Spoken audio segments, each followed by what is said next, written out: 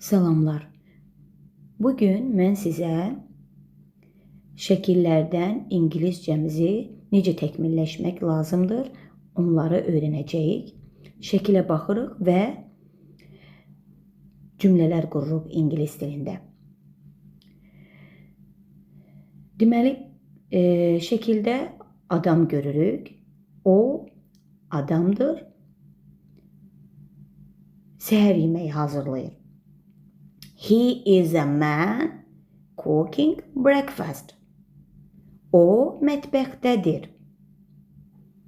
He is in the kitchen. İndi geyimini deyirik. O köynək geyinib. He is wearing blue shirt.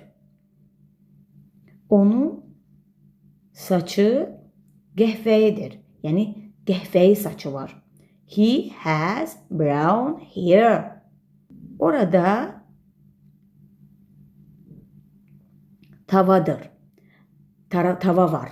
There is a frying pan. Orada yumurta var. There is an egg. Yumurta ağ və sarıdır. The egg is white and yellow.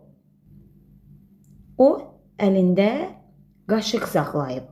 He is holding spatula. Qaşıq qaradır. The spatula is black. O əlində qab saxlayıb. He is holding plate. Qab ağdır.